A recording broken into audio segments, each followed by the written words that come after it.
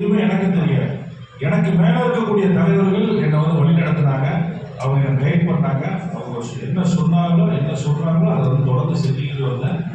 அதுக்கப்புறம் தொழிற்சங்கத்தில் மிகப்பெரிய அளவில் சக்ஸஸ் பண்ணேன்.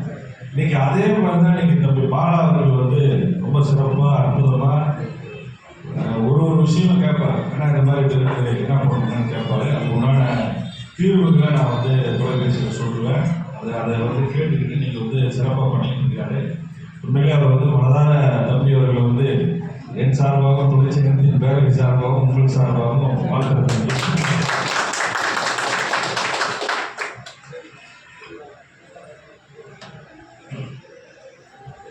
அவரோட சேர்ந்து தம்பி வெங்கடேஷ் அவர்களும் நீங்க அவர் சிறப்பாக செயல்படுறாரு, உங்களெல்லாம் ஒருங்கிணைச்சிருக்காரு அப்படின்னா அவர் ஒரு ஆளுக்கு மட்டும் பண்ண முடியாது. அப்போ இந்த அலுவலகத்தில் இருக்கக்கூடிய அலுவலக பணியாளர்கள் அமுதா, பிரியா, அப்புறம் சகோதரர் வெங்கடேஷ் எந்த நேரமும் அவர் கூட இருக்காரு.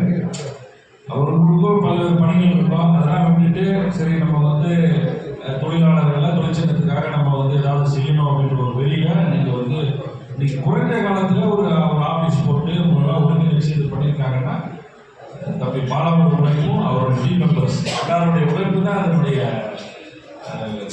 உழைப்பினுடைய வினை நீங்கள் வந்து அளவுக்கு கொண்டு வந்திருக்கீங்க. மகிழ்ச்சி இருக்கு.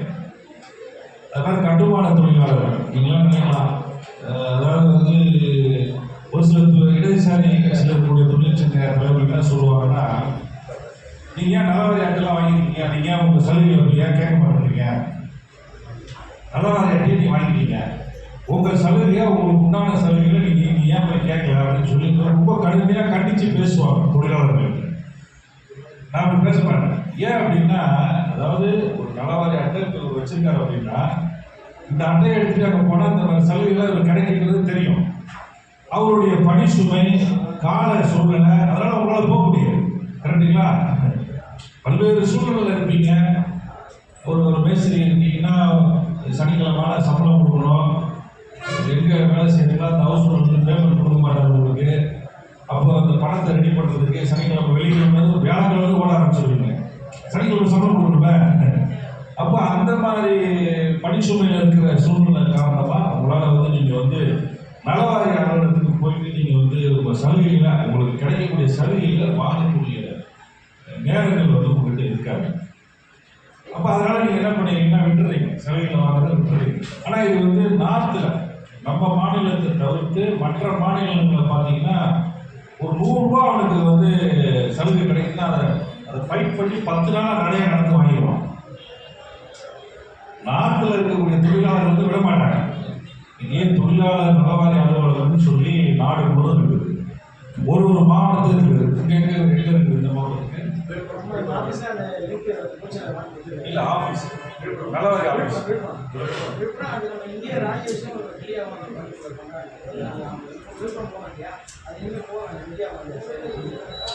எல்லாமே, அதாவது பதிவு பண்ணுறது பண்ணுறாங்க.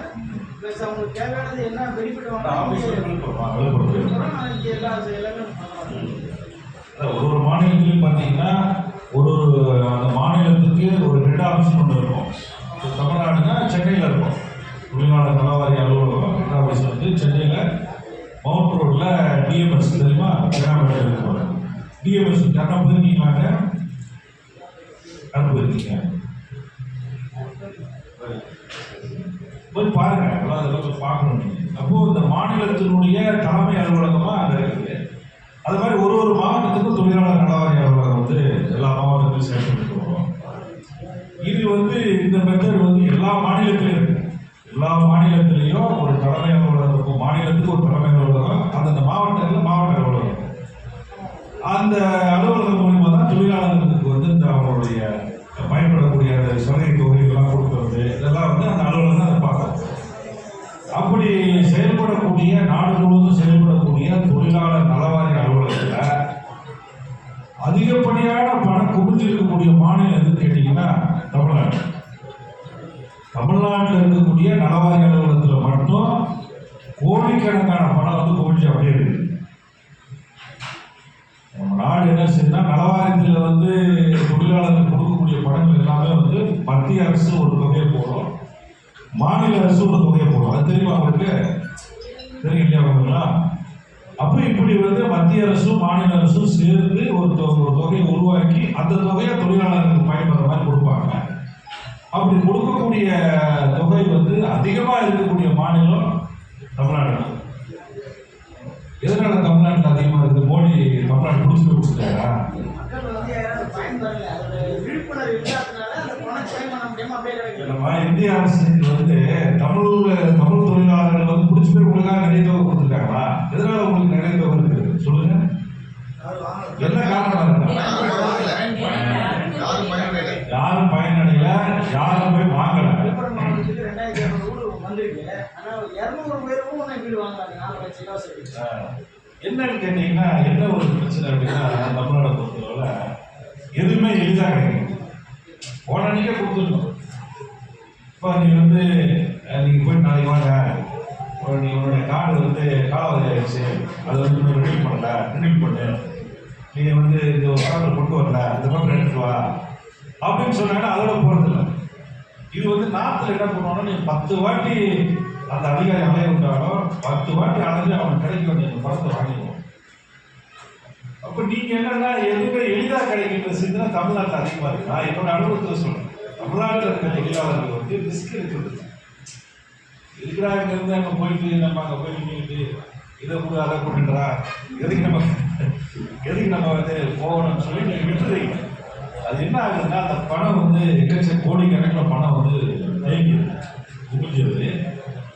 அப்புறம் இன்னொன்று என்னன்னா உங்களுக்கு கிடைக்க வேண்டிய சலுகையை விட்டுறீங்க. இன்னொன்று இந்த ஊழல்வாதிகள் ஊழல் செய்வதற்கு நீங்கள் ஒரு வழியும் ஏற்படுத்தி கொடுத்துருக்கீங்க. எப்படி ஏற்படுத்தி கொடுக்குறீங்க? அதுக்கு ஏற்ற மாதிரி போனாங்கன்னா அவங்களுக்கு பதில் எங்கேயும் எந்த ஆஃபீஸ்லையும் கிடைக்காது. அவங்க வந்து நின்று தான் வாங்கணும். இல்லை, அவங்க ஊழல் செய்யறதுக்கு ஒரு சில வழிகளை நீங்க ஏற்படுத்தி கொடுங்க. எப்படி ஏற்படுத்தி கொடுங்க? விட்டுறீங்க. உங்களுக்கு நீங்க வாங்க வேண்டிய பணத்தை போய் வாங்காம விட்டுறீங்க. அந்த பணம் என்ன ஆகுதுன்னு கேட்டீங்கன்னா கோடிக்கணக்கில் அங்கே குவிஞ்சிருது. அப்போ என்ன செய்யறாங்கன்னா அவங்க இருக்கக்கூடிய அதிகாரிகளை கையில் வச்சுக்கிட்டு யார் ஆளுங்கட்சி, யார் ஆளக்கூடிய ஆளுங்கட்சிங்க யார் இருக்காங்களோ அவங்க என்ன செய்யறாங்கன்னா போலியான ஆவணங்களை தயார் பண்றாங்க. போலியான ஆவணங்களை தயார் பண்ணி அவங்க கையெழுத்து வலது கையில இடது கையில கையெழுத்து போடுவாங்க. 2 பேனா வச்சுக்கிட்டு 2 கையில 2 பேனா வச்சுக்கிட்டு கையெழுத்து போட்டு அந்த பணத்தை ஃபுல்லாக எடுத்துடுறாங்க. அப்போ மத்திய அரசுக்கு கணக்கு கொடுத்துறாங்க. இவ்வளவு தொழிலாளிகளுக்கு எங்கள் மூலமாக பயன்படுத்திருக்காங்க, இத்தனை கோடி நாங்கள் வந்து கொடுத்துருக்கோம் அப்படின்னு சொல்லி அந்த பணத்தை மொத்தமாக உங்கள் பணத்தை மொத்தமாக சுருட்டிக்கிறாங்க. அப்போ இதுக்கு என்ன தீர்வு அப்படின்னா நீங்கள் எந்த வேலை இருந்தாலும் விட்டுட்டு நீங்கள் வந்து முதல்ல உங்கள் சமையல் வந்து வாங்குங்கன்னு சொல்லி நான் உங்களை விரட்டலாம். அந்த மாதிரி நான் சொல்ல மாட்டேன். ஏன்னா உங்களுடைய கஷ்டம் எனக்கு தெரியும். இது ஒரு நாள் போனீங்கன்னா ஒரு 10 நாள் 1000 ரூபாய் சம்பளத்தை வச்சு தான் போயிட்டு வரணும். அன்றைக்கி ஒரு நாள் சம்பளம் போச்சு. உங்களுக்கு இதில் எப்படி தீர்வு வரும் அப்படின்னு கேட்டிங்கன்னா இவ்வளோ நாளாக எப்படி இருந்தீங்க, இன்னைக்கு வந்து நீங்கள்லாம் வந்து ஒரு கட்டமைப்பாக உருவாக்கிட்டீங்க. உங்களுக்கு இன்னைக்கு ஒரு அலுவலகம் கிடைச்சிருச்சு. உங்க எல்லாருக்கும் இந்த ஆபீஸ் இனிமேல் அந்த பணியை பார்த்துக்கணும். இந்த அலுவலகம் உங்களுக்கு கிடைக்கக்கூடிய சலுகைகளை இவங்க ஃபைட் பண்ணி இவங்க அளவு வாங்கி கொடுத்துருவாங்க. அதுக்குதான் இவங்களாம் அங்கே இருக்கிறாங்க. இன்னொரு விஷயம் என்னன்னு கேட்டீங்கன்னா நீங்க உறுப்பினராக சேர்றப்பமே எப்படி சேர்க்குறீங்க? தொழிற்சங்கத்தில் சேர்றாங்க. சரி, தொழிலாளிகளுடைய விவரம் வேற என்ன விவரம் வாங்குறீங்க?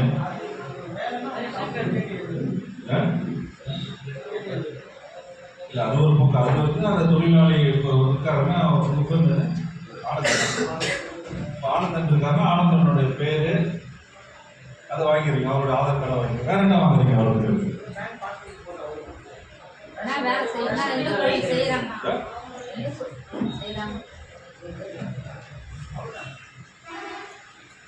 அவர் எப்படி சலுகை எப்படி வாங்குவாரு? இப்போ ஆனந்தனுடைய விவரம் நீங்க வாங்கிக்கிறீங்க.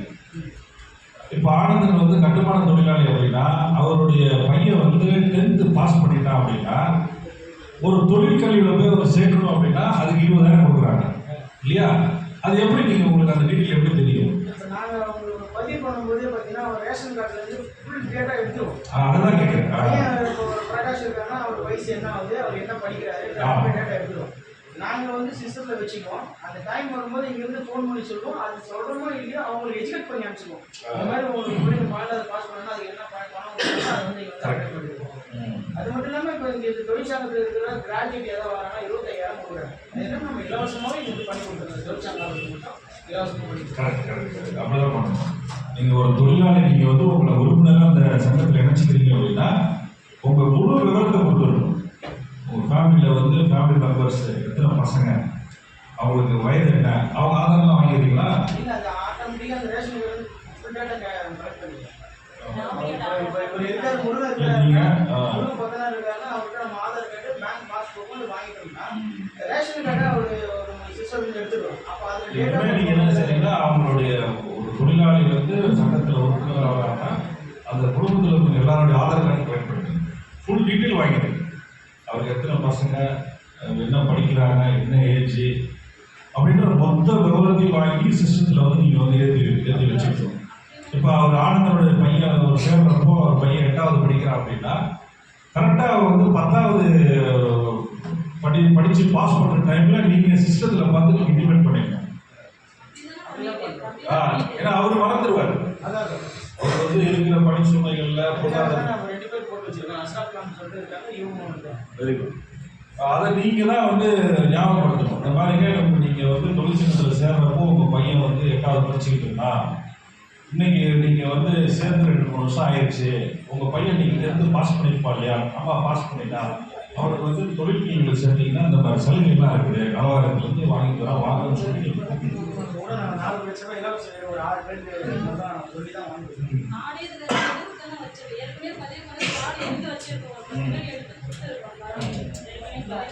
அப்போ அந்த மாதிரி இந்த ஆஃபீஸ் வந்து உங்களை வந்து ஃபாலோ பண்ணிக்கிட்டே இருக்கும். இனிமேல் நீங்கள் வந்து நாங்கள் போனோம் வந்தோம் எங்களுக்கு கிடைக்கல அப்படின்றது நீங்கள் வந்து சொல்ல வேண்டாம். அதுதான் இந்த அலுவலகம்.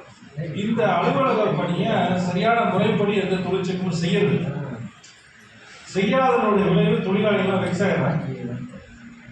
நிறைய தொழிற்சங்கங்கள் என்ன செய்யுன்னா சந்தா மட்டும் வாங்கிப்பாங்க, சந்தா கொடுன்னு சொல்லி சந்தா வாங்கிப்பாங்க. ஏதாவது அவங்க ஏதாவது கூட்டம் நடத்துனாங்கன்னா இந்த மாதிரி மீட்டிங் வச்சுருக்கோம் வாங்கன்னு சொல்லுவாங்க. அந்த ஒரு மீட்டிங்கில் ஒரு மாதம் க்ரௌடை காட்டுறதுக்கு உங்களை பயன்படுத்திட்டு போயிட்டு வாங்கன்னு அனுப்பிச்சிருவாங்க.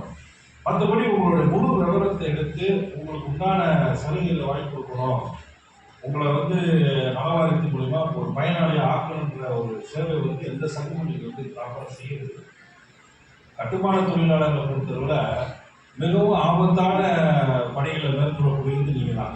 நிறைய ஆபத்து இருக்குது. உயிர் சேதம் வந்து அதிகமாக ஏற்படக்கூடிய தொழிலாளிகள் உங்களுக்கு தான், கட்டுமான தொழிலாளர்கள் தான். ஒரு போயிட்டு சாரை போட்டு வேலை செய்கிறாருன்னா சாரை அறுந்து எத்தனையோ தொழிலாளர்கள் இறக்க வேண்டியது. ஒரு கொத்தனார் வந்து சாரை போட்டு பழகத்தை பூசுறாருன்னா அதில் என்ன சேஃப்டி இருக்குது? நீங்கள் வேலை செய்கிற இடத்துல எந்த சேஃப்டியுமே இல்லையா? சும்மா ஒரு பெல்ட்டு சேஃப்டி பெல்ட் போடுறாங்க, அதெல்லாம் ஒன்றும் உயிர் வந்து அது காக்குமானா காக்குறது எப்படி? இங்கெல்லாம் சேஃப்டி பெல்ட் தான் கிடையாது இல்லையா? சேஃப்டி பெல்ட் தான் இருக்கு. ஆனால் அதை நீங்கள் வலியுறுத்துங்க. இனிமேல் நம்ம தொழிற்சங்கத்தில் இருக்கக்கூடியவங்க, தொழிற்சங்கத்தில் இருக்கக்கூடிய பொறுப்பாளர்கள் கட்டுமான பணி எங்கே நடந்தாலும் நீங்கள் நேராக போய் வலியுறுத்துங்க. இந்த கட்டுமான பணி யார் இது பண்ணுறாங்க, யார் கான்ட்ராக்டர், எந்த கம்பெனி செய்யுது, அங்கே இருக்கக்கூடிய தொழிலாளிகள்லாம் வந்து பெல்ட் போட்டிருக்காங்களா இல்லையா, ஹெல்மெட் போட்டிருக்காங்களா இல்லையான்றத அவங்க போடலாம். நீங்கள் போய் அதை வந்து அழுத்தம் கொடுங்க. பெல்ட் போட்டு வேலை செய்யுங்க, தலையில் ஹெல்மெட் போட்டு வேலை செய்யுங்க, இல்லைன்னா நாங்கள் வந்து தொழிலாளர் நலவாரியத்தில் வந்து நாங்கள் வந்து கம்ப்ளைண்ட் பண்ணுவோம். நீங்கள் சொல்லி செய்யலைன்னா தொழிலாளர் நலவாரியத்தில் நலவாரிய அதிகாரியை கூட்டிகிட்டு போய் நீங்கள் அங்கே போய் அந்த ஒர்க்கை வந்து ஸ்டாப் பண்ணுங்க. அதாவது நம்மக்கிட்ட உறுப்பினராக இருக்கிறவங்க, நம்மக்கிட்ட ஒரு பொறுப்பாளர் இருக்கிற தொழிலாளிகளுக்கு மட்டும்தான் நம்ம வேலை செய்யணும் அப்படிலாம் ஒன்றும் இல்லை. எங்கே எந்த தொழிலாளிகள் பாதிப்புனாலும் நீங்கள் வந்து தண்ணி கேட்கணும். பொறுப்பாளர்களை பொறுத்தவரை நீங்கள் போய் தண்ணி கேட்டு இந்த மாதிரி பாதுகாப்பு உபகரணங்களோட பணியை செய்யணுன்றதை நீங்கள் வந்து சொல்லணும். அது மாதிரி இன்னைக்கு பார்த்தீங்கன்னா மிகவும் ஆபத்தான பணிகளில் இருக்கக்கூடிய தொழிலாளர்கள் வந்து கட்டுமான தொழிலாளர்கள். அதனால் உங்களுக்கு வந்து நீங்கள் கட்டாயம் வந்து ப்ராப்பராக ஒரு தொழிற்சங்கத்தில் உங்களை இணைச்சிக்கிட்டு முறைப்படி நலவாரி அட்டையை வந்து இதில் வந்துருக்கு. எத்தனை பேர் நலவாரி அட்டை வச்சுருக்கீங்க? எத்தனை வருஷமாக தொழில் பண்ணுறீங்க? கட்டுமான தொழில் ஏன் வாங்கல அத்தை? யாராவது முன்னேற்றி நடத்தல. ஓ சரி சரி. நலவாரி அப்படின்றது ரொம்ப இவ்வளோ சலுகைகள் இருக்குதுல்ல. நீங்கள் வந்து ஒரு கவர்மெண்ட்டில் நீங்கள் கவர்மெண்ட் ஸ்டாஃபாக இருந்தீங்க அப்படின்னா உங்களுக்கு ஏதாவது பாதிப்புனா அரசு பார்த்துக்கும். இல்லை ஒரு தனியார் நிறுவனத்தில் நீங்கள் வந்து வேலை செய்கிறீங்க அப்படின்னா உங்களுக்கு ஏதாவது ஒரு பாதிப்புனா அது நிறுவனம் பார்த்துக்கும். நீங்கள் எதுவுமே இல்லாமல் இருக்கீங்க, தினக்கூலிகளாக இருக்கீங்க. உங்களை பாதுகாக்கிறது யார் பாதுகாப்பா? ஒரு சாரத்துலேருந்து விழுந்துட்டீங்க, ஒரு வீட்டில் வேலை செய்கிறீங்க, கை கால் உடஞ்சிருச்சு, இடுப்பு உடஞ்சிருச்சு, ஆயுசுக்கு உங்களால் வந்து எதிர்க்க முடியாது அப்படின்னா அந்த நீங்கள் எந்த வீட்டில் வேலை செய்யலாம் அந்த ஹவுஸ் ஓனர் அப்புறம் அவரு கடனை வாங்கி தான் வீடு கட்டிட்டு இருப்பாரு. நான் என்னால் முடிஞ்சுட்டாங்கன்னு சொல்லி நம்ம கொடுப்பாரு, அவ்வளோதான். அதுக்கப்புறம் சொல்லப்படுது. அதனால் நீங்கள் உடனடியாக நலவாரி அட்டையை வாங்கணும். ஃபார்ம்லாம் ஃபில் பண்ணிட்டாங்க நலவாரி ஃபார்மு. இல்லை நான் இன்னைக்கு கூட்டத்தினால ஏன்னா அது வந்தாங்கன்னா எல்லாம் கொடுக்க ஆரம்பிச்சிடுவாங்க. பேச முடிச்சுட்டு அப்புறமா நிறைய உங்களுக்கு என்ன ஒரு ப்ளஸ் அப்படின்னு கேட்டிங்கன்னா தொழிற்சங்கத்தில் வந்து அலுவலகன்றது ரொம்ப முக்கியம். தொழிற்சங்கத்தில் எழுத்துப்படி ரெக்கார்ட்ஸை மெயின்டைன் பண்ணுறது இது வந்து ரொம்ப ரொம்ப முக்கியமான ஒரு வேலை. இப்போ அது செய்யாமல் சும்மா நீங்கள் லட்ச தொழிலாளர்களை ஒருங்கிணைச்சு நாங்கள் இவ்வளோ பேர் சேர்ந்து வரோம்னு சொல்லி மாதத்துக்கு ஒரு வாட்டி 2 மாதத்துக்கு ஒரு வாட்டி கூட்டம் போனீங்கன்னா ஒன்றும் பிரயோஜனமே கிடையாது. ஆனால் உங்களுக்கு என்ன ஒரு ப்ளஸ் அப்படின்னா இந்த ஆஃபீஸ் டெய்லி திறக்கிறாங்க. டெய்லி இப்போ வந்து உங்களோட டீட்டெயில்ஸ் எல்லாம் வந்து இங்கே சிஸ்டத்தில் ஏற்றுறாங்க. டெய்லி இங்கே ஆளுங்க வந்து உட்காந்து ஸ்டாஃப் உட்காந்துருப்பாங்க. உங்களுக்கு என்ன ஒரு பிரச்சனை எதுனாலும் நீங்கள் இது வந்து ஒரு அரசாங்கமாக நினச்சிக்கணும். இந்த அலுவலகத்தை ஒரு அரசு துறை, ஒரு தொழிலாளர் நலவாரி அலுவலகமாக நீங்கள் நினச்சிக்கிட்டு நீங்கள் எங்கேயும் போக வேண்டாம். இங்கே இருக்கக்கூடிய பொறுப்பாளர்கள் உங்களுக்கு உதவியாக இருப்பாங்க. அவர்களோட படித்த தம்பி ஆளாகுது. அதனால் உடனடியாக நலவாரி அட்டையை வந்து வாங்குங்க. கட்டுமான தொழிலாளர்களை பொறுத்தவரை நாங்களாம் பல்வேறு விதத்தில் நான் வந்து சப்போர்ட்டிவாக நிறைய ஒர்க் பண்ணியிருக்கேன். உங்களுக்குலாம் அந்த 5 லட்ச ரூபா பணம் வாங்கி கொடுத்து தம்பி பேசுறது கூட சொன்னார். 2011 2011க்கு முன்னாடி பார்த்தீங்கன்னா 11 வரைக்கும் நீங்கள் விபத்தில் வந்து இறந்துட்டீங்கன்னா 1 லட்ச ரூபா கொடுத்தாங்க. நலவாரியத்துக்கு 1 லட்சம் மட்டும் தான் கொடுத்தாங்க. அதை வந்து மாற்றணும்னு சொல்லி தொடர்ந்து 2 வருஷம் போராட்டம் பண்ணோம். 2 வருஷம் போராட்டம் பண்ணி பொதுக்கூட்டம் போட்டு மறியல் பண்ணி அப்போதான் அதிமுக ஆட்சி இருக்குது. மறைந்த ஜெயலலிதா வந்து உருவாக இருந்தாங்க. 2 வருஷம் தொடர்ந்து போராட்டம் நடத்தி இந்த டியூசிசி தொழிற்சங்கத்தினுடைய தேசிய செயலாளர் வந்து டாக்டர் எஸ்பி திவாரி கல்கட்டாவில் இருக்காரு. அவர் இந்த தமிழ்நாட்டுக்கு வந்திருக்காரு. ஒரு 3 முறை அந்த அம்மா பார்த்து பேசணும். பல்வேறு தரப்புல நாங்கள் வந்து அழுத்தம் கொடுத்த பிறகுதான் கட்டுமான தொழிலாளி ஒரு விபத்தில் இறந்துட்டாங்கன்னா 5 லட்ச ரூபான்றதை அந்த டைம்ல 2011 அறிவிச்சாங்க. அதை நாங்கள் வந்து அறிவிக்க வச்சோம். எதுவுமே வந்து நீங்கள் வந்து போராடினாதான் கிடைக்கும். இப்போ கேட்டவங்க எதுவுமே கிடைக்காது, யாரும் கொடுக்க மாட்டாங்க. நீங்கள் வந்து ஃபைட் பண்ணணும், ஃபைட் பண்ணி போராடி தான் வாங்கணும். அப்படி கட்டுமான தொழிலாளர்களுக்கு 5 லட்ச ரூபா வாங்கி கொடுத்தது நம்ம தான் பண்ணது. நாடு முழுவதும் தமிழ்நாடு முழுவதும். ஆந்திராவில் இருந்து அதிகம் நினைக்கிறேன் 7 லட்ச ரூபாய். ஒரு ஸ்டேட்டுக்கும் அதிகமாக இருக்குது. நீங்கள் என்ன செய்றீங்கன்னா இந்த 5 லட்சத்தை 10 லட்ச ரூபா கொடுங்க. இந்த 5 லட்சம் கொடுக்கறத எங்களுக்கு வந்து உயிர் சேதம் ஏற்பட்டால் 10 லட்சம் கொடுங்க அப்படின்னு சொல்லி ஒரு போராட்டத்தை முன்னெடுங்க. ஒரு பிள்ளையார் சொல்லி போடுங்க. ஃபர்ஸ்ட் நீங்கள் வந்து ஒரு பெட்டிஷன் ரெடி பண்ணி கொண்டு போய் கொடுங்க. அதுக்கப்புறம் ஒரு போராட்டம் பண்ணுங்க. அதன் பிறகு என்ன செய்யணும்னா எல்லா கட்சியினுடைய தொழிற்சங்கங்களையும் ஒருங்கிணைச்சு ஒரு மிகப்பெரிய ஒரு ஆர்ப்பாட்டம் நடக்குது. கட்டுமான தொழிலாளர்கள் உயிர் சேதம் ஏற்பட்டால் அவங்களுக்கு வந்து 10 லட்ச ரூபா கொடுக்கணும் அப்படின்றத முன் வச்சு ஒரு பெரிய லெவலில் ஒரு போராட்டம் பண்ணீங்க. வேறு ஏதாவது சந்தேகம் கேட்க சொல்கிறேன்.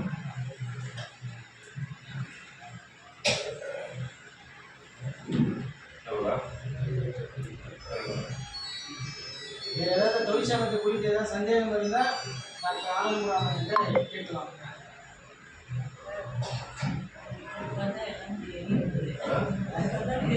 இப்போதான் உங்களை வந்துருக்காங்க.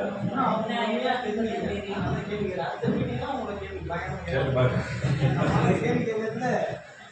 தொழிற்சங்கத்தில் வந்து பார்த்தீங்கன்னா ஐஜேகே தொழிலாளர் பேரவை இதனுடைய பொதுச் செயலாளராக சேவியர் சொல்லியிருக்காரு. போன தடவை வந்திருந்தாரு. நேற்றுக்கு நம்ம அலுவலகம் வந்திருந்தாப்புல. நீங்கள் அவங்க வீட்டில் ஒரு திருமண நிகழ்ச்சி, அதனால அவரால் வர முடியல. ஏதாவது டேட்டு மாற்ற முடியுமான்னு கேட்டார். நேற்றுக்கு வந்து பாலாவோ வெங்கடேஷ் எல்லாம் சேர்ந்து ஒர்க் பண்ணி எல்லாருக்கும் அழைப்பு கொடுத்துட்டாங்க. முதல்ல ஃபர்ஸ்ட் டைமாக வராங்க. அப்போ வந்து நம்ம டேட் மாத்திரம் நல்லா இருக்காது, எக்ஸ்ட்ரா ஆகிடுவாங்க அப்படின்னு சொல்லி நான் அவர்கிட்ட சொன்னேன். அப்போ நீங்கள் போயிட்டு பண்ணிட்டு வந்துருங்க, நல்லா வர முடியலன்னு சொல்லிட்டு போனாரு. உங்கள் எல்லாருக்கும் வாழ்த்து சொல்ல ஒரு சேவைகள் வந்து உங்களுக்கு இன்னைக்கு இணையக்கூடிய தொழிலாளர் கட்டுமானத்தில் அத்தனைவருக்கும் என்னுடைய வாழ்த்துக்களை நீங்கள் வந்து தெரிவிச்சிருக்கீங்க அப்படின்னாரு. அதனால் அவர் சார்பாக மீண்டும் ஒரு முறை உங்களுக்கு வந்து வாழ்த்துக்கள் தெரிவிச்சிருக்கேன்.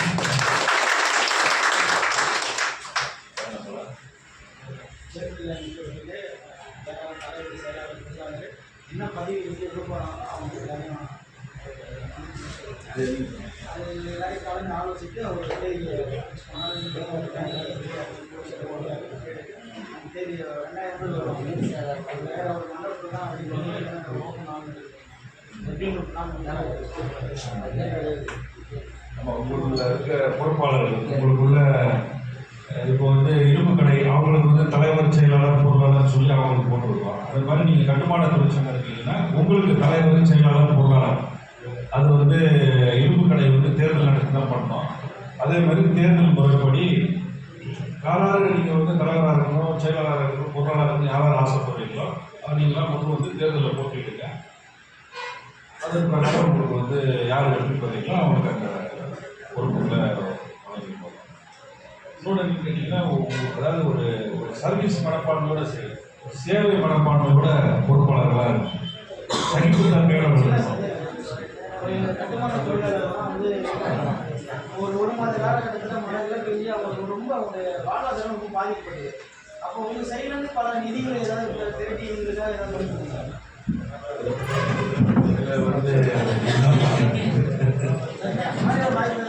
இதுதான் நம்ம கொடுக்கலாம் அப்படின்னு ஆசை தான்.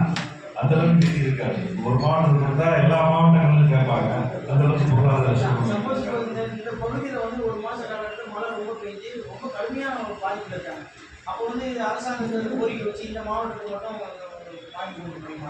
அதை செய்யலாம். அது பண்ணலாம். அதுதான் கேட்குறேன். அது பண்ணலாம். அதெல்லாம் பண்ணலாம். அதனால் உங்களுக்கு எல்லா உதவியும் செய்வதற்கு ஐஜிபி தொழிற்சங்கம் இருக்குது. ஆனால் அதை செயல்படுத்துறதுக்கு உங்களுக்குள்ள இருக்கிற ஒரு தலைவர் மூலியமாக தான் செயல்படுத்தப்படும். அதனால் நீங்கள் வர தேர்தலில் நான் என்னைக்கு எலெக்ஷன் உங்களுக்கு சொன்னேன், அன்றைக்கி தலைவர் செயலாளர் பொருளாளர் 10 பேர் கொண்ட செயற்குழு உறுப்பினர் இவர்கள் எல்லாமே இங்கே நான் என்ன சின்னம் இருக்கோ அந்த சின்னத்தில் நீங்கள் கேட்டு கொடுத்துருக்கோம். ஆதார் கார்டு ஃபோட்டோ தொழிலாளர் அதாவது நலவாரி அலுவலகம் மூலிமா நீங்கள் வந்து சலுகைகளுக்கு வந்து ஒரு செய்யலாம். இதுக்கு அப்பாற்பட்டு ஐஜேகே தொழிலாளர் பேரவையில் நீங்கள் இருந்ததுனால உங்களுக்கு என்ன ஒரு ப்ளஸ் அப்படின்னு கேட்டிங்கன்னா, உங்கள் குடும்பத்தில் யாராவது மருத்துவம் தேவை, இல்லை உங்களுக்கே ஏதோ ஒரு பாதிப்பு இருக்குது, ஒரு ஆப்ரேஷன் பண்ணணும், அது பண்ணுறதுக்கு கையில் பணம் இல்லை, ஹாஸ்பிட்டல் போனால் டாக்டர் வந்து 2 லட்சம் கட்டணும் 3 லட்சம் கட்டணும்னு கேட்குறாங்க. அப்படின்ற ஒரு சூழ்நிலை இருந்தால் அதை வந்து நம்ம வந்து உங்களுக்கு இலவசமாக பண்ணி கொடுத்துருவோம். இது அரசு சைடில் இருந்தனால நம்ம தொழிற்சங்க சைடில் பண்ணிடுவோம். அது பண்ணிடுவோம். ஏன்னா நம்ம கட்சியில் 2 விஷயம் இருக்குது. கல்லூரி நம்ம கிட்ட இருக்கு, மருத்துவம் நம்ம கிட்ட இருக்கு. ஒரு மனிதனுடைய அடிப்படை தேவை, ஒரு மனிதனுடைய அடிப்படை வாழ்வாதாரத்துக்கு அடிப்படை தேவைகள் 2 விஷயம், கல்வி, மருத்துவம். இது 2 வந்து ஒரு மனிதனுக்கு வந்து ரொம்ப முக்கியமான விஷயம். இந்த 2 விஷயமே நம்ம சொந்தமாக வச்சுருக்கோம். நம்ம கிட்ட சொந்தமாக இருக்குது. ஐயா பாரியவர்கள் அவர்கள் வந்து அவருடைய உழைப்பினால் உருவாக்கி வச்சிருக்கிறாரு. இன்னைக்கு வந்து திரைப்பட நடிகர்கள் சங்கம் இருக்கு இல்லையா, திரைப்பட நடிகர்கள் சங்கத்தில் இருக்கக்கூடிய ஒரு உறுப்பினருக்கும் என்ன அவங்களுக்கு வந்து மருத்துவத்தில் என்ன உடலில் எந்த ஒரு பாதிப்பு ஏற்பட்டாலும் முழு இலவசமாக நீங்கள் வந்து நம்ம பண்ணி கொடுத்துருக்கோம். முழு இலவசமாக பண்ணி கொடுத்துட்ருக்கோம். இப்போ நீங்கள் வந்து உங்கள் பையன் வந்து +2 பாஸ் பண்ணிட்டான், ஒரு கல்லூரியில் சேரணும், மார்க் கம்மியாக இருக்குது, கல்லூரியில் சேர்க்க மாட்டேங்கிறாங்க அப்படின்னா அந்த மாதிரி சூழ்நிலை கல்லூரிக்கு கூட்டிகிட்டு வந்தீங்கன்னா நம்ம கல்லூரியில் சேர்றதுக்கான வேலைகளை பண்ணலாம். இப்போது டொனேஷன் கேட்குறாங்க, ஃபீஸ் கேட்குறாங்கன்னா சரி நம்ம தொழிற்சங்கத்தில் இருக்கக்கூடிய நபர்களுக்கு டொனேஷன்லாம் பண்ணி விடலாம். அந்த மாதிரிலாம் இது உங்களுக்கு கூடுதல் சப்போர்ட்ஸ் இருக்காது. வந்து ஒரு சீட்டு வாங்கினா 3 லட்சம் 4 லட்சம் டொனேஷன் வாங்க முடியாது. நான் வந்து நேதாஜியோட ஃபாலோவர். நம்ம நாட்டுக்கு சுதந்திரம் வாங்கி கொடுத்த நேதாஜி சுபாஷ் சந்திர போஸ் அவர் தான் வந்து நம்ம நாட்டுக்கு வந்து அடிமையாக இருந்த இந்தியாவை சுதந்திர இந்தியாவாக மாற்றினாரு. அடிமையாக இருந்த இந்தியர்களை சுதந்திர இந்தியராக மாற்றினது நேதாஜி சுபாஷ் சந்திர போஸ் அவர்கள் தான். அவருடைய இயக்கத்தில் அவர் ஆரம்பித்த தேச விடுதலைக்காகவே ஒரு கட்சி ஆரம்பிக்கிறார். அந்த கட்சியில் நான் கிட்டத்தட்ட 25 ஆண்டு காலம் அதில் தான் நான் வந்து பயணம் பண்ணேன். 10 வயதுலேருந்தே நான் அதில் இணைச்சிக்கிட்டேன். 17-18 வயசில் நான் வந்து ஒரு மாணவரணி பொறுப்பாளராக இருந்து அந்த கட்சியில் தேசிய லெவலில் தேசிய பொதுச்செயலாளர் வரைக்கும் நான் வந்தேன். அப்படி ஒரு கொள்கை பிடிப்போடு இருந்த ஒரு கட்சியில் இருந்துட்டு நான் அந்த கட்சியை விட்டு வெளியேறி இன்னைக்கு இந்திய ஜனநாயக கட்சியில் நான் வந்து என்னை இணைச்சிக்கிட்டேன் அப்படின்னா அதுக்கு முக்கிய காரணம் என்னன்னு கேட்டீங்கன்னா இந்த கல்வியும் மருத்துவம் தான். இந்த கல்வியும் மருத்துவமும் கிடைக்காத யாருக்கு கிடைக்கலன்னா அந்த மாதிரி ஏழை எளிய உழைக்கக்கூடிய உங்களை மாதிரி இருக்கக்கூடிய பாட்டாளி வர்க்கத்துக்கு இது ரெண்டுமே ஒரு எட்டாத கனியாக இருக்கு. அப்போ நம்ம இந்த 2 விஷயமே இந்த கட்சியில இருந்து நம்மளை இணைச்சிக்கிட்டோம் அப்படின்னா நம்ம வந்து 10 பேருக்கு உதவி செய்யறத ஒரு 100 பேருக்கு செய்யலாம் அப்படின்ற ஒரே காரணத்துக்காக தான் நான் வந்து இன்னைக்கு இந்த இயக்கத்தில் என்னை இணைச்சிக்கிட்டு நான் வந்து 25 வருஷம் அந்த இருந்த இயக்கத்தை விட்டு வெளியேறி இதில் வந்து இணைச்சிக்கிட்டதுக்கு முதல் காரணம் வந்து இந்த காரணம். அது மாதிரி உங்களுக்கும் உங்கள் குடும்பத்தாருக்கும் மருத்துவ ரீதியிலும் சரி, உங்கள் பசங்க படிப்புக்கும் சரி, அரசு செய்ததையும் நம்ம செய்யலாம். மாநில அரசு செய்ததையோ மத்திய அரசு செய்ததையோ நம்ம தொழிற்சங்க செய்யணும். அதுக்கு உண்டான சிறப்பான ஒரு திறமையில தான் நம்ம வந்து இருக்கிறோம். வேற ஏதாவது கேளுங்க, சொல்றேன்.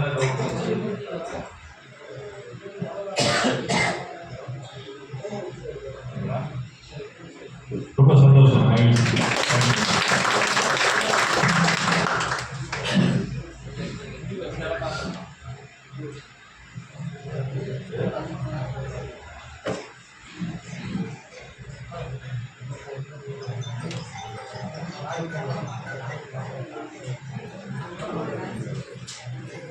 அதாவது லாரி உரிமையாளர் சங்கத்தில் கிட்டத்தட்ட ஒரு 1000 பேரை இணைக்கிறதுக்கு திரு சுந்தரமூர்த்தி அவர்கள் வந்திருக்கின்றார். அவர் வந்து ஒரு 300 பேர்கிட்ட பேசி வச்சிருக்காரு. ஒரு 1000 பேரை திருடி நம்ம ஒன்றா இணைச்சிக்கலாம். ஏன்னா எங்கள் லாரி அவர் ஒரு 3 லாரி வச்சிருக்காரு, ப்ளஸ் வச்சுதான் வண்டி வச்சிருக்காரு. அவருக்கு அதில் பல பிரச்சனைகள், பல போராட்டங்கள், போலீஸ்காரர்கள் பிரச்சனை, எல்லா இடத்துலையும் பிரச்சனை இருக்குது. ஸோ நம்ம நேர்மையான முறையில் தொழில் பண்ணால் கூட அவருக்கு நிறைய பிரச்சனை இருக்குது. ஸோ தொழிற்சங்கம் சார்ந்து இருக்கும்போது இந்த இரும்பு கடை தொழிற்சங்கத்தில் ஒரு பிரச்சனை வந்தது. கிட்டத்தட்ட ஒரு எஃப்சி இல்லாத ஒரு வண்டியை பிடிச்சிட்டாங்க. அது எஃப்சி இல்லாமல் பிடிக்கக்கூடாது, இருக்கக்கூடாது தான் ஏதோ சாப்பிட சூழ்நிலை ஓடிட்டாங்க, வண்டியை பிடிச்சிட்டாங்க. கிட்டத்தட்ட ஒரு 30,000-40,000 ஃபைன் போடக்கூடிய சூழ்நிலை. உடனே தலைவர் போனார், அவங்களுடைய டீமோட போனார். அதனால் இடையில வண்டியை தான் பார்த்துக்கணும். பேசினார், போனார், வந்தார். ₹1 செலவு இல்லாமல் அந்த வண்டியை எடுத்துகிட்டு வந்தார். ஸோ இதெல்லாம் அவங்க எடுத்து பார்க்கும்போது நினைக்கிறேன் என்னுடைய லாரி உரிமையாளர் சங்கத்தை நான் இணைக்கணும் அப்படின்றாரு. என்ன பண்ணாலும் அது ஒரு பிரச்சனையுடைய சங்கம், அதை இணைச்சி எப்படி செயல்படுறதுனா அது சிறப்பான விஷயம். இருந்தாலும் நம்ம நலந்து தலைமையில் அதை இணைச்சி செயல்படுத்தணும். அனைத்து வழியும் செய்யணும். எத்தனை பேர் தலைவர்? 1000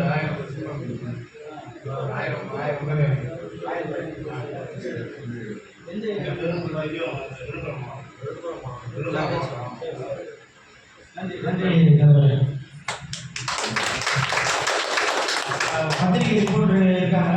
எல்லாம் வந்து அண்ணாவோட சேர்ந்து போட்டோ எடுத்துக்கங்க. தனியாக எடுத்தலாம் எடுத்துங்க, எல்லாம் ஒன்றா சேர்ந்து எடுத்துங்க. விருப்பப்படுறோம் போட்டோ எடுத்துக்கலாம்.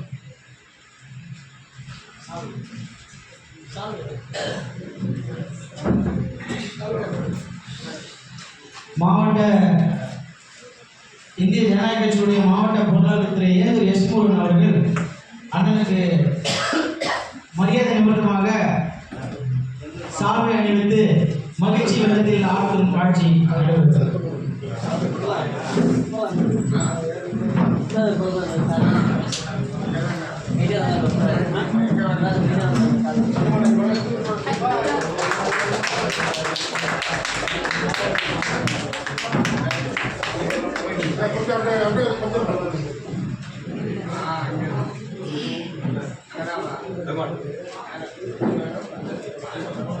இந்திய ஜனநாயக கட்சியில் ஒரு மகளிர் இணைத்துக் கொண்டு மிக அற்புதமாக பணி செய்து மகளிர் உருவாக்கி கொண்டிருக்கின்ற திறமைமிக்க மாநில மகளிர் செயலர் திருமதி அமுதா அவர்கள் சால்வை அறிவிக்க வருகிறார். மாவட்ட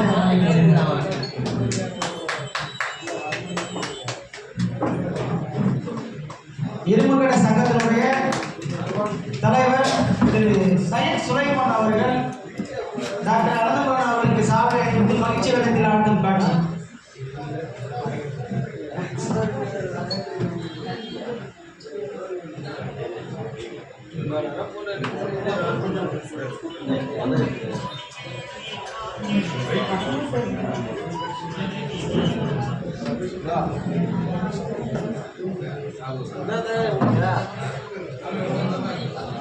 இரும்புகடை சங்கத்தினுடைய துணை செயலாளர் அன்புக்குரிய அண்ணன் திரு அர்ஜுனன் அவர்கள் டாக்டர் அனந்தபுரம் அவர்களுக்கு சாதனை அளிக்கிறார்.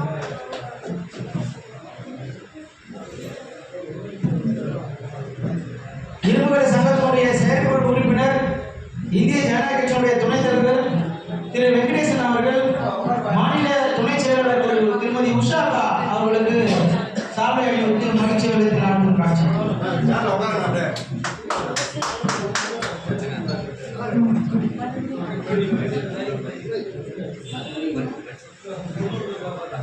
இந்திய ஜனநாயக கட்சியினுடைய மாவட்ட செயலாளர் திரு சுந்தரமூர்த்தி அவர்கள் சாதனை அளித்து மகிழ்ச்சி வெள்ளத்தில் ஆட்டும் காட்சி.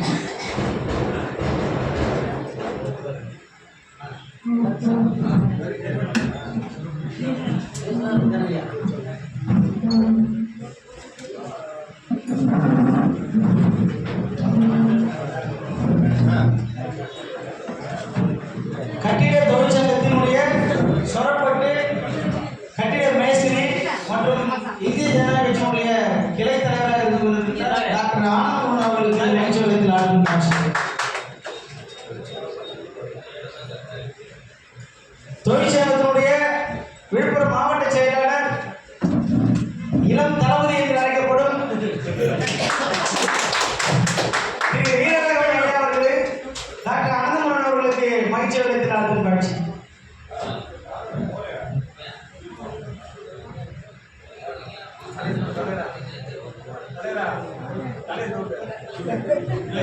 இது தொழிற்சங்கத்தினுடைய நிகழ்ச்சி தான், மன்னிக்கணும், இதில் அரசியல் கலக்கக்கூடாது. இருந்தாலும் சகோதரி மரகாண ஒன்றியத்தினுடைய திருமதி சுதா அவர்கள் மாரியப்பனாவுடைய தலைமையில் மகளிரணி செயலாளர் அவர்களுடைய அறிவுறுத்தின் பெயரில் திருமதி அமுதா அவர்களின் முன்னிலையில் 10 பேர் என்று இணைகிறார்கள். அவர்கள் ஆனந்தபுரம் அவர்களுக்கு சாலை அணிவித்து நடக்கிறது.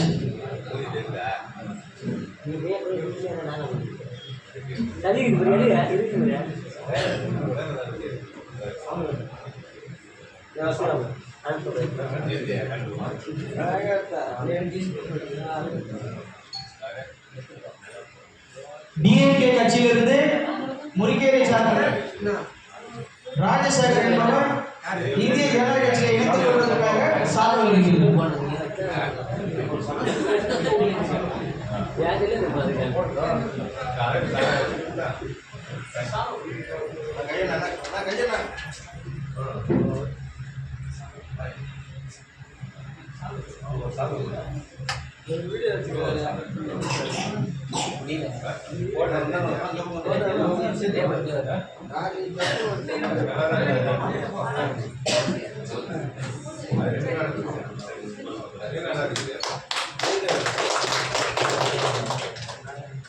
கட்சி வேறு தொழிற்சங்கம் வேறு வந்ததுனால நம்ம அவங்களை நினைச்சுக்கிறோம். அதனால இதுக்கு அதுக்கும் தயவுசெய்து இது பண்ண வேண்டாம். உங்களை எல்லாரையும் கூப்பிட்டு நம்ம கட்சியில் இணைப்போம்னா நினைக்க வேணாம். உங்களுக்கு விருப்பப்பட்ட இணைச்சிக்கலாம்.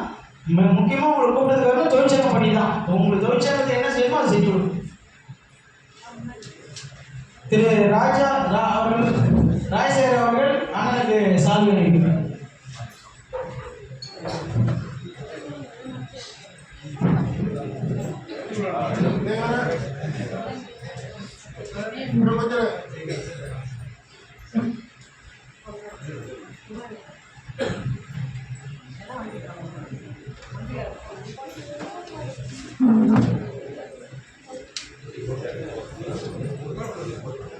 விவசாய சங்கத்தினுடைய 1000 பேர் இணைந்திருக்கின்ற திரு திருமால் அவர்கள் டாக்டர் ஆனந்தபுரம் அவர்களுக்கு சால்வை அணிவித்து மகிழ்ச்சி வெள்ளத்தில் ஆட்டும் காட்சி. தற்போது இந்திய ஜனநாயக கட்சியினுடைய பேச்சாளராக இருந்து கொண்டிருக்கிறார்.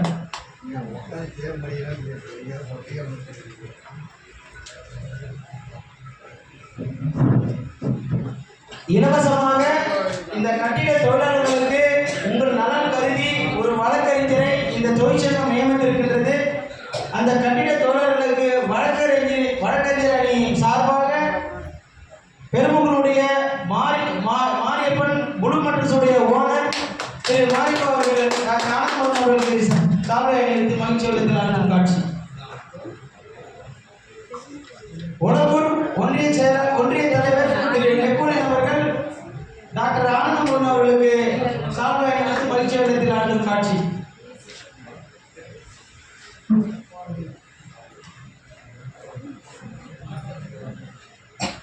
திரு ஸ்டூடியோ முருகன் அவர்கள் டாக்டர் ஆனந்தமோகன் அவர்களுக்கு சார்பை அணிவித்தார்.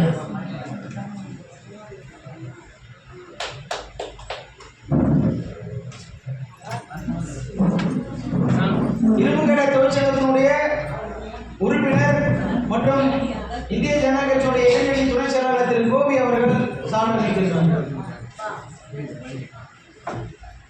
இந்த தொழிற்சங்கத்தை உருவாக்குவதற்கு என்னுடன் எப்பொழுதும் உறுதுணையாக தோளோடு நின்று தம்பியாகவும் நண்பராகவும் உறவு முறையோடு என் கூட இருந்து கொண்டிருக்கின்ற திரு ராஜேஷ் அவர்களும் சார்பு அளிக்குமாறு கேட்டுக்கொண்டிருக்கிறார்.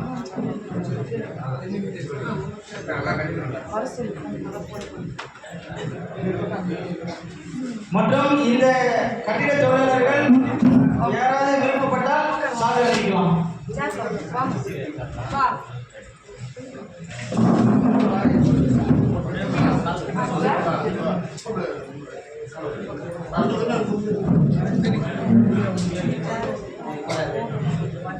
அனைவரும் ஒன்றாக திரண்டு தொலைக்காட்சிகளுக்கு பத்திரிகை நிருபர்களுக்கும் போட்டோ எடுக்கிறதுக்கு எல்லாரும் ஒன்றாக முன்னாடி ஒரு முறை கேட்டுக்கொள்கிறேன்.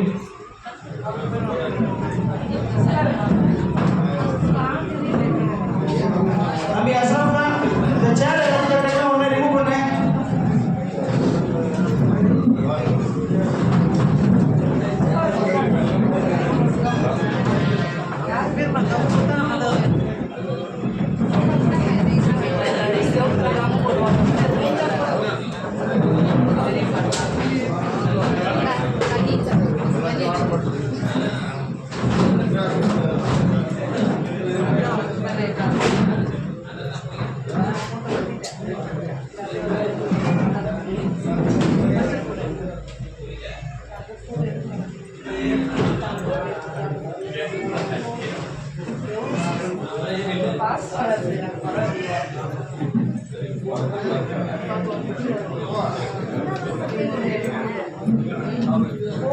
திருமதி பிரியா அவர்களும் பிலோமினா அவர்களும் டாக்டர் ஆனந்தமுடன் அவர்களுக்கு சார்பை அளிக்குமாறு கேட்டுக்கொள்கிறேன்.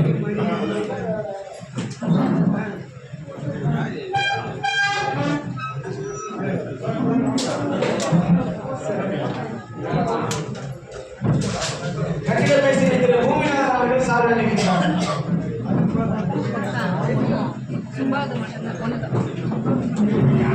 திருமதி உஷா அவர்களுக்கு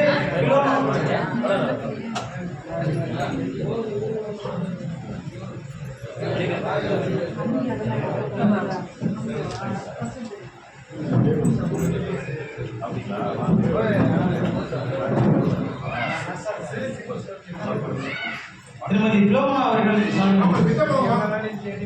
அண்ணா வந்துட்டாருன்றதுக்காக நம்ம பணியை கூட தூக்கி ஓரம் வச்சுட்டு வந்துட்டாங்க. சகோதரி வாழ்த்துக்கணுமா கடமை உணவருக்கு மிகுந்த நன்றி.